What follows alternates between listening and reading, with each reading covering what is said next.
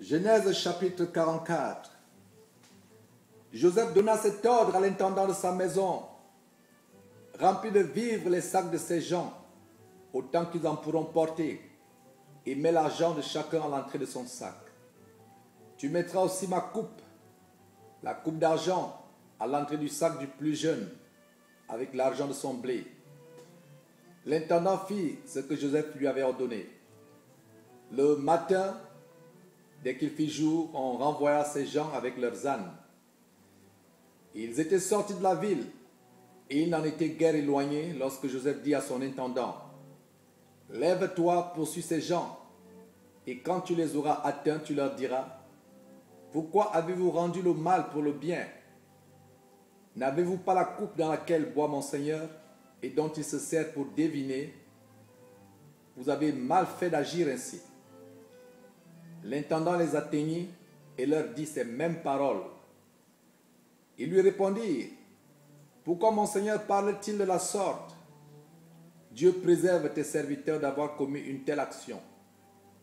Voici, nous t'avons rapporté du pays de Canaan l'argent que nous avons trouvé à l'entrée de nos sacs.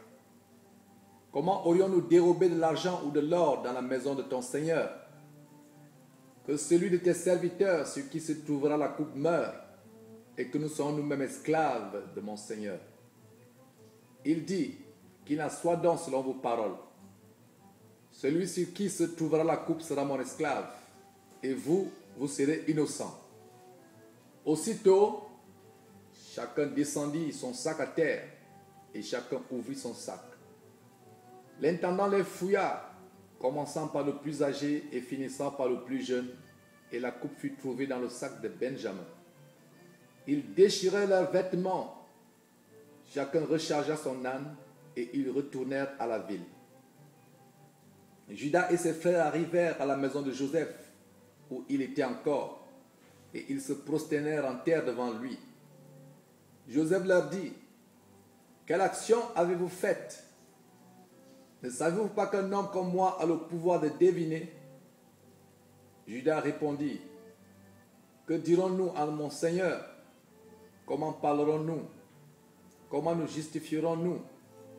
Dieu a trouvé l'iniquité de tes serviteurs.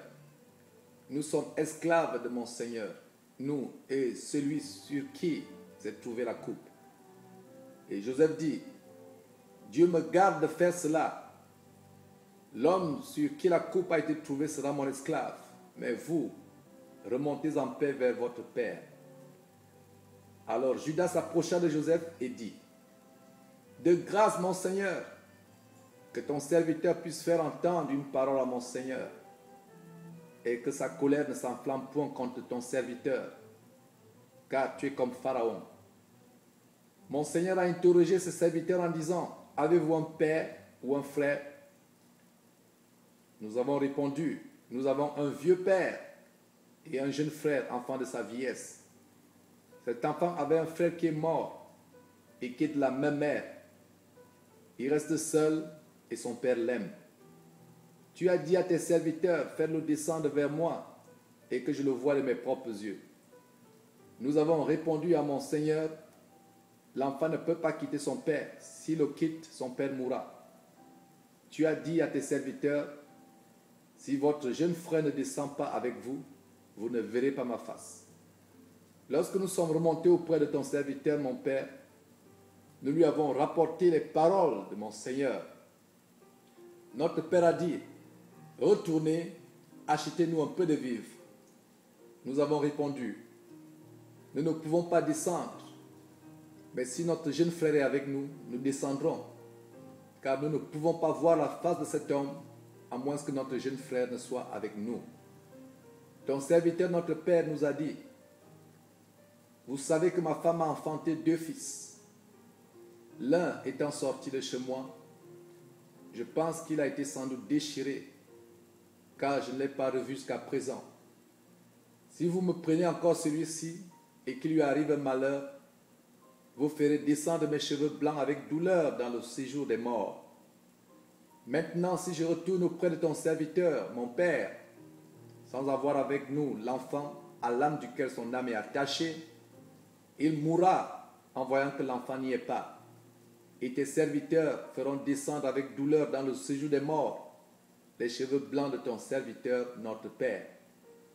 Car ton serviteur a répondu pour l'enfant en disant à mon Père, si je ne le ramène pas auprès de toi, je serai pour toujours coupable envers mon Père.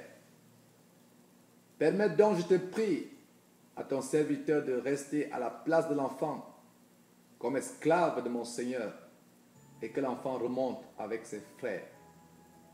Comment pourrais-je remonter vers mon Père si l'enfant n'est pas avec moi? Ah, que je ne vois point l'affliction de mon Père